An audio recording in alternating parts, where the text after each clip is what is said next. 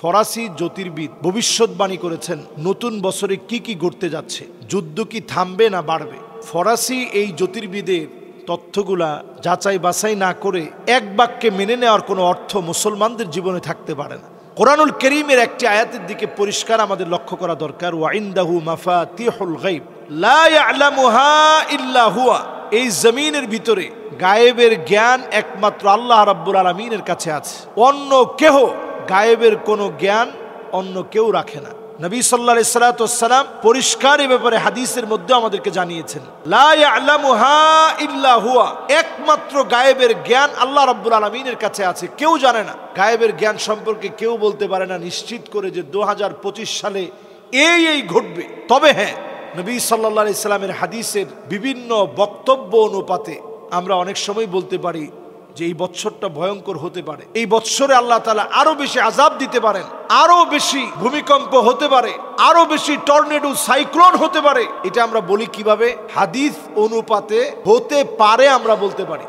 ফরাসি বিজ্ঞানী 1600 শতকের দিকে, আজকে না, শত বৎসর আগে তিনি কিছু ভবিষ্যৎবাণী করেছেন 2025 সাল সম্পর্কে। এখন বর্তমান সায়েন্টিস্টরা যারা আছে, জ্যোতিষবিদের এই তথ্য অনুসারে, জ্যোতির্বিদদের এই তথ্য অনুসারে তারা অবাক হয়ে গেছে, এগুলো মনে হয় সবগুলো সত্যি হয়ে যাবে। তার মতে জ্যোতিষীর এই তথ্য অনুসারে 2025 সনে রাশিয়া এবং ইউক্রেনের যুদ্ধ থেমে যাবে তার তথ্য মতে। কিন্তু আমি আমার গবেষণা দিয়ে বলছি, আমি যতটুকু কোরআন হাদিস পড়ছি এবং দেখেছি এবং গবেষণা করি, আমার কাছে মনে হয় মোটেও তাদের যুদ্ধ থামবে না, বরং এই যুদ্ধ আরো বিভিন্ন অঞ্চলে ক্রমশ বাড়বে। অলরেডি তারা আমাদের সাথে যুদ্ধ করার জন্য সারা দুনিয়ার অমুসলিমরা মরিয়া হয়ে পড়েছে। কি করে মুসলমানদেরকে এই সময়ে দমিয়ে রাখা যায়। পিআরসি জরিপ বলতেছে, এটা আমাদের জরিপ না, পিআরসি জরিপ করে বলছে 2050 পর্যন্ত যদি এই পৃথিবী টিকে, তাহলে সবচেয়ে বেশি হবে মুসলমানদের সংখ্যা। তাদের আতঙ্কটা এখন এই জায়গায় যে মুসলিম তো দিন দিন বেড়ে যাচ্ছে, তবে আমরা এমন দুর্বল মুসলমান হয়েছি, এটা আমাদের আফসোসের জায়গা। আমাদের খালিদ বিন ওয়ালিদ পারস্যের সম্রাটের কাছে যখন চিঠি লিখছে, আসলিম তাসলাম, ইসলাম গ্রহণ করো নতুবা শান্তি থেকে তোমরা বঞ্চিত হবা, ইসলাম গ্রহণ করলে শান্তি পাবা, না হলে লড়াই হবে। এই কথা যখন লিখছে পারস্যের সম্রাট, সেই সময় সবচেয়ে বড় পরাশক্তি ছিল তারা, এই পরাশক্তি মাথা নত করে ফেলছে। চীনের কাছে পাল্টা চিঠি লিখছে, ভাই যেমনি হোক তোমরা সাহায্য করো, নাইলে এই তো খালিদ বিন ওয়ালিদ মনে হয় আমাদেরকে দখল করে নিল।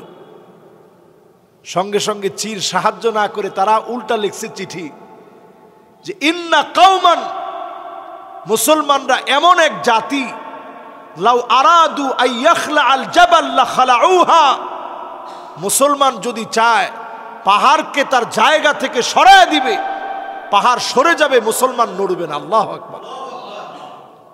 কি মুসলমানের জাতি ছিলাম আমরা, কিরকম ইমানি হিম্মত আর ইমানি শক্তি আমাদের মধ্যে ছিল যে মুসলমান লড়বে না, পাহাড় তার জায়গা থেকে সরে যাবে, নড়ে যাবে। এরকম মুসলমান ছিলাম আমরা। আজকে মুসলমান হিম্মতে, ইমানে, শক্তিতে আমরা দুর্বল হয়ে পড়েছি। ভারতকে যে মুসলমান 1000 বছর শাসন করলো, 700 বছরের উপরে অটোমান সম্রাটরা সারা দুনিয়ার অধিকাংশ অঞ্চল শাসন করেছে। ইউরোপে মুসলমানদের শত বছরের শাসন, সব মিলায় দেখেন আজকে অধপতনের মূল কারণ কি? অধপতনের মূল কারণ হচ্ছে আমরা মুসলমানরা আমাদের মূল জায়গা থেকে নড়ে চড়ে বসেছি। জ্যোতিষীর এখানে আরো কিছু তথ্যের ভিতরে আমার কাছে বিভ্রান্তি মনে হয়।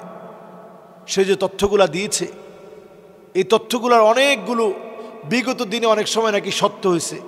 যেমন টুইন টাওয়ারে হামলা, এটা নাকি সত্য হয়েছে। তারপরে সুনামি হবে, এটা নাকি সত্য হয়েছে। তারপরে তার দেওয়া আরও তথ্য, যেমন পৃথিবীর ভিতরে এই রাশিয়া ইউক্রেনের যে লড়াই লাগবে, এই লড়াইগুলো সে কবিতা আকারে লিখেছে। তার যখন বউকে হারিয়ে ফেলেছে, তার সন্তানকে যখন হারিয়ে ফেলেছে, তখন বেদনা বেদুর এই হৃদয় থেকে সবসময় কষ্টে থাকা এই মানুষটা তখন অনেকগুলো এরকম ভবিষ্যৎবাণী কবিতা আকারে লিখে গেছে, যেগুলো এখন অনেক সময় পড়ে পড়ে দেখা যায় যে কিছুটা সত্য হয়ে যাচ্ছে। এগুলো বিশ্বাস করা এটা মুসলমানদের দায়িত্ব না, মুসলমানদের কাজও না। নবী সাল্লাল্লাহু আলাইহি ওয়াসাল্লাম বলছেন, মান আতা কাহিনান আও আররাফান ফাসাদ্দাকাহু বিমা ইয়াকুল ফাকাদ কাফারা বিমা উনজিলা আলা মুহাম্মদ সাল্লাল্লাহু আলাইহি সাল্লাম।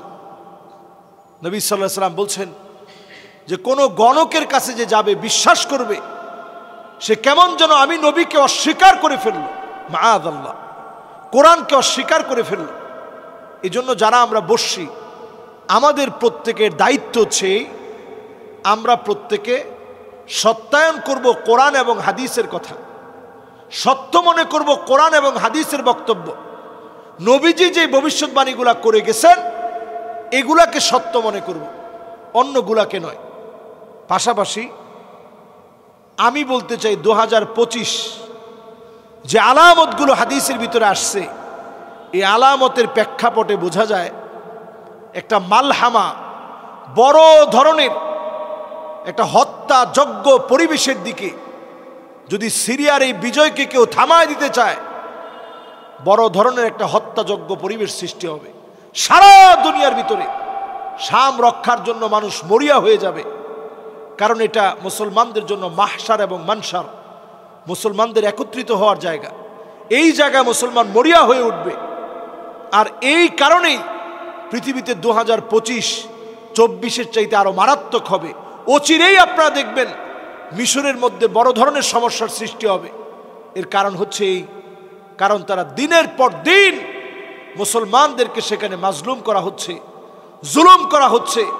মাজলুমদেরকে আরো বেশি কেমনে জুলুম করা যায়, হাত পা বেঁধে কিভাবে জুলুম করা যায়। এখন তো সিদনায়া কারাগারের দৃশ্যগুলা পৃথিবীবাসী দেখতেছে।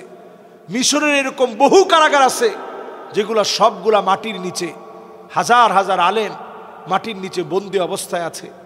এই জায়গায় অচিরেই আপনারা শুনবেন একটা শক্তিশালী আক্রমণ এই মিশরের মধ্যে হবে এবং বড় ধরনের একটা সংঘাতের দিকে যাবে। এজন্য সারা দুনিয়ার ভিতরে বারাকনা হাওলাহু, যেই জায়গাগুলোকে আল্লাহ বরকতপূর্ণ করেছেন, এই জায়গার পবিত্রতা যারা নষ্ট করার চেষ্টা করতেছে, প্রত্যেকটা জায়গায় আল্লাহ তাআলা বিজয় দেওয়ার আগে আল্লাহ রাব্বুল আলামিন পরীক্ষা নিয়ে বিজয় দিবেন। এবং সময় আসবে এমন সব জায়গায় মুসলমানের কালেমার পতাকা উড্ডীন হবে, ইল্লা আদখালাহুল্লাহু কালিমাতাল ইসলাম। এটা হচ্ছে চূড়ান্ত কথা। আমরা কোনো জ্যোতিষীর কথায় আশ্বস্ত হব না, বিশ্বস্ত হব না, বিশ্বাসও করব না। বরং আমরা চাই এই জমিনে কালেমার পতাকা উড্ডীন হোক, আল্লাহ তাআলা উড্ডীন করাবেন ইনশাআল্লাহ।